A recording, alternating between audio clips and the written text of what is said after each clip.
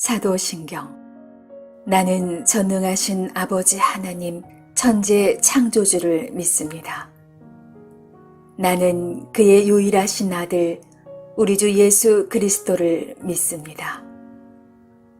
그는 성령으로 잉태되어 동정녀 마리아에게서 나시고 본디오 빌라도에게 고난을 받아 십자가에 못 박혀 죽으시고 장사한 지 사흘 만에 죽은 자 가운데서 다시 살아나셨으며 하늘에 오르시어 전능하신 아버지 하나님 우편에 앉아 계시다가 거기로부터 살아있는 자와 죽은 자를 심판하러 오십니다. 나는 성령을 믿으며 거룩한 공교회와 성도의 교제와 죄를 용서받는 것과 몸의 부활과 영생을 믿습니다. 아멘.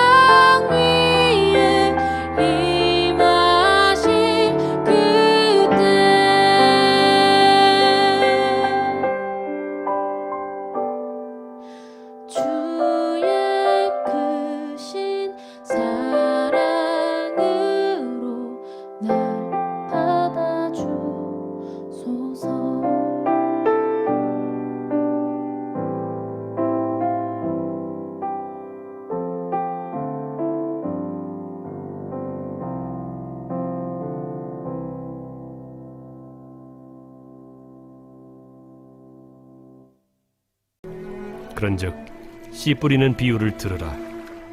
아무나 천국 말씀을 듣고 깨닫지 못할 때는 악한 자가 와서 그 마음에 뿌려진 것을 빼앗나니 이는 곧 길가에 뿌려진 자요.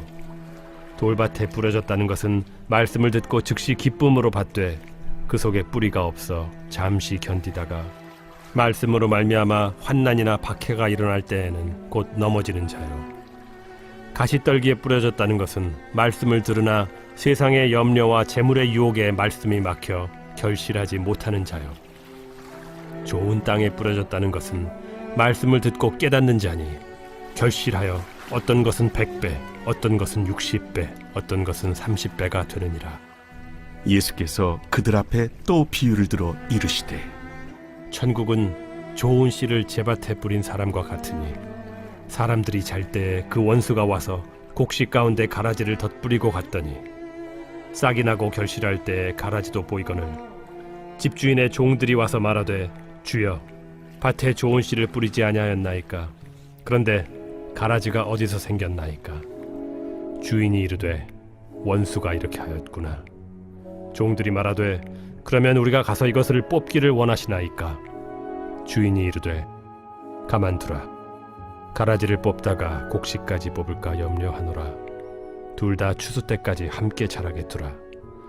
추수 때에 내가 추수꾼들에게 말하기를 가라지는 먼저 거두어 불사르게 단으로 묶고 곡식은 모아 내 곡간에 넣으라 하리라.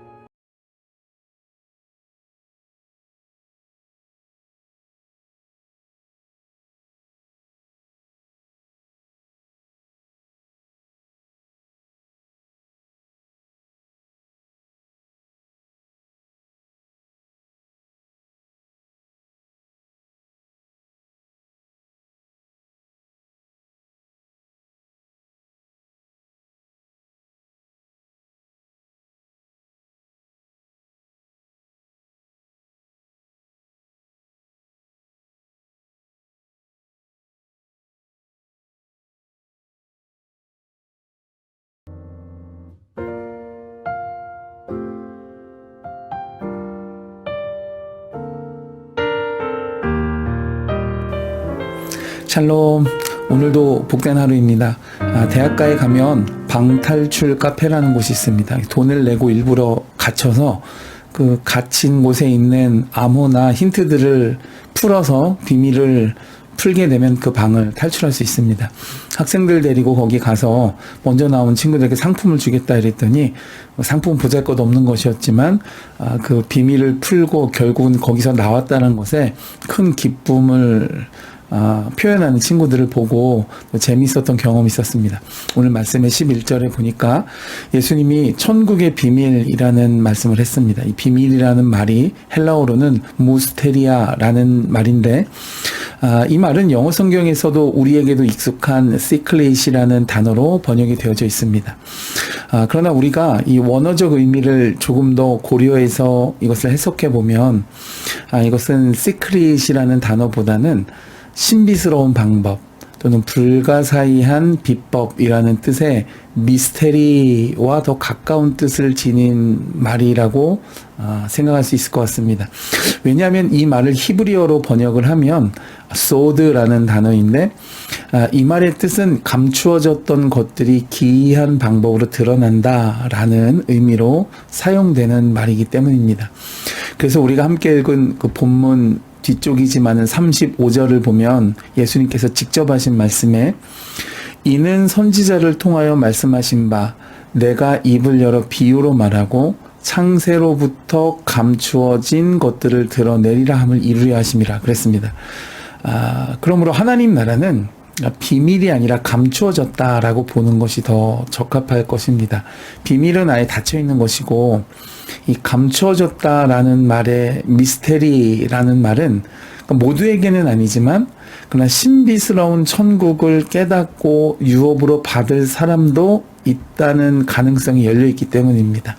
바로 23절 말씀에 말씀을 듣고 깨닫는 자가 신비한 천국의 비밀을 소유하게 되는 것입니다. 여러분 정말 짜릿한 반전이죠. 오늘 말씀에 예수님이 주시는 비유의 말씀은 이 감추어진 하나님 나라를 풀어내서 임하게 하시는 천국 말씀인데 바로 그것을 오늘 본문에서 씨앗으로 표현한 것입니다. 그래서 예수님의 비유를 통해서 감추어졌던 하나님 나라를 들을 수 있고 또 볼 수 있는 사람은 참으로 복된 사람이다 라는 것이죠. 16절을 보시면 너희 눈은 봄으로 또 너희 귀는 들음으로 복이 있도다 그랬습니다. 오늘 아침에 이 비유의 천국 말씀을 듣고 아멘으로 받을 수 있는 사람은 복된 사람인 줄 믿습니다. 14절을 보면 이사야 선지자는 볼 수도 없고 또 들을 수도 없는 백성들이 혹시라도 보고 듣고 마음으로 깨달아 고침을 받을까 두려워하였다 그랬습니다. 그 이유는 이 신비가 구약에 살았던 사람들에게는 드러나지 않은 것이었기 때문이었습니다.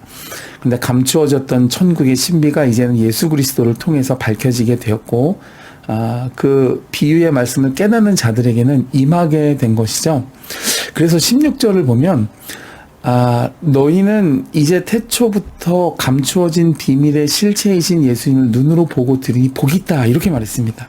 그러니까 구약의 많은 선지자와 아무리 대단한 의롭다 칭함받은 사람일지라도 예수님에 대한 비밀을 듣지도 보지도 못했습니다. 그저 예언으로 받았을 뿐이죠.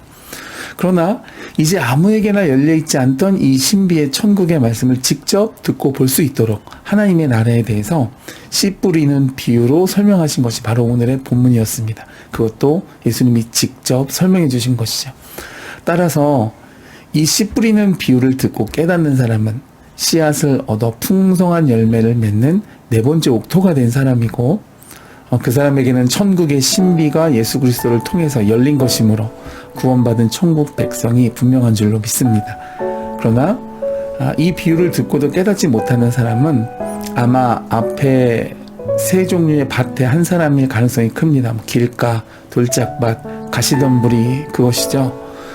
그러므로 여러분 오늘 말씀을 통해 천국을 꿈꾸실 수 있는 그리고 나의 삶에 임하시는 하나님 나라를 믿음의 눈으로 바라보고 그 하나님 나라를 살아가는 천국 백성의 삶의 열매를 맺으실 수 있는 복된 성도 되실 수 있기를 주님의 이름으로 축복해 드립니다.